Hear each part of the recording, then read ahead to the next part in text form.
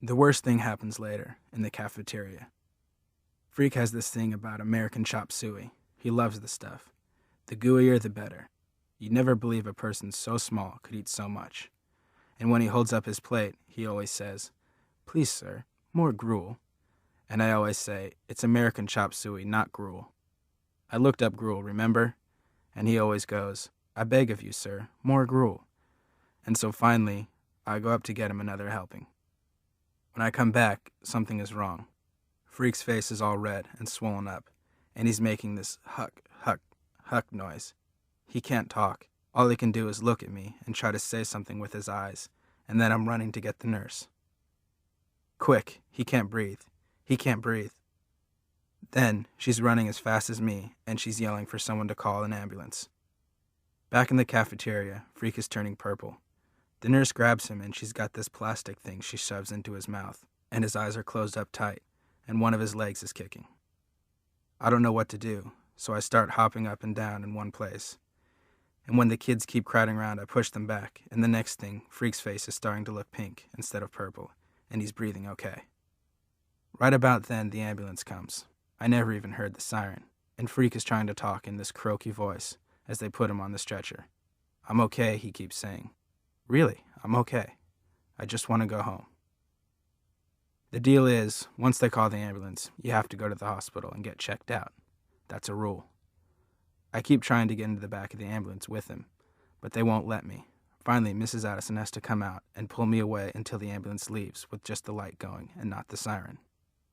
"You've had quite a day, haven't you?" she says, walking me back into the school. "It's not me who had quite a day," I say. "Kevin is the one. All he did was try and eat his lunch." Mrs. Addison gives me this look, and then she goes, "You're going to be okay, Maxwell Kane. I'm sure of it now." She's okay for a principal, but for some reason, I still can't make her understand that it's not me who had a really bad Friday the 13th. And I swear on the dictionary, if Freak ever tries to eat American chop suey again, I'll dump it on his head or something. Chapter 14. Cross my heart and hope to die. Graham lets me stay home the next day because Freak is getting out of the hospital, and I'm right on the front step when the fair Gwen pulls up in her car. Freak is riding in the back. You can barely see him in the window, and he's got this big grin that makes me feel like everything is going to be okay, the way everybody keeps saying. I go, "Is it okay if I carry him inside?" And the fair Gwen says, "Of course." "He has to rest," she says. "He stays in the house until I say different. Is that understood?" In his room, Freak is right away ordering me around. "Bring me this, and go do that," and you'd never guess he's been sick. "A minor incident," he says, "easily corrected by biogenic intervention." "You mean that robot stuff?" Freak goes, "Shh." The fair Gwen must not know of the plan. The very idea strikes fear into her heart. "Well, it is pretty scary," I say, "getting an operation to give you a whole new body." "I'm not scared," Freak says. "I'm looking forward to it." "So when does it happen?" Freak gets this faraway look and he says, "I'm not sure. Dr. Spivak, she's my doctor. She says maybe a year or two." "But how come you need a new body?" I ask. "How come you can't just stay like you are?" Freak shakes his head, like he knows I'm not smart enough to understand. "No one stays like they are," he says. "Everybody is always changing. My problem is I'm growing on the inside, but not the outside." He doesn't want to talk about it anymore, which is fine with me. And in another couple of days, everything is back to normal, and we're going to school like always. And everything is real good until Christmas vacation, when, if you'll excuse the expression, all hell breaks loose.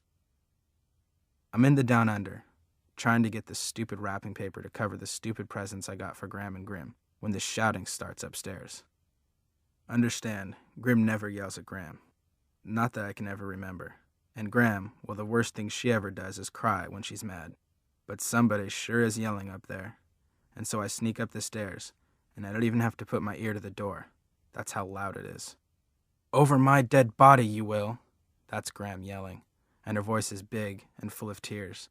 Grim's voice isn't nearly as loud, and I open the door a crack to hear whatever it is that made Graham so mad at him. "I have an obligation," he's saying. "A man has to protect his family."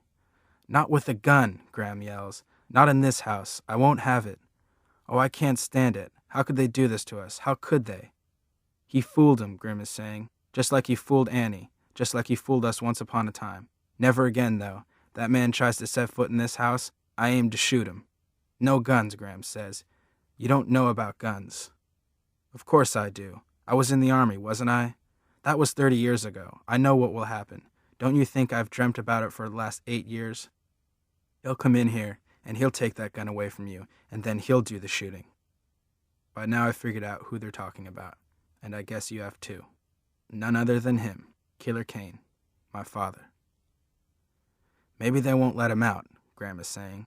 If they do, they'll give us protection. Sure they will, Grim says, just like they protected our Annie.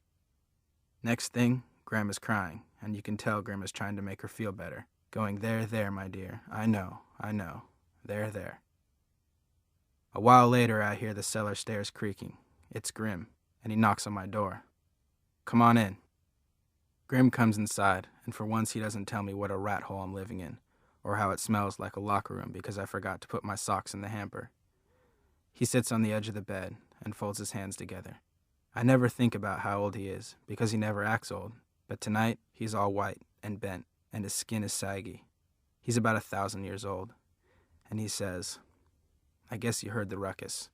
Your grandma gets so upset, bless her heart. Can't abide the idea of violence. Can't say I blame her. Did he escape? I ask. Is that what happened? Grim shakes his head. He's up for parole. That's dumb. That's so dumb. Grim goes, You hit the nail on the head, son.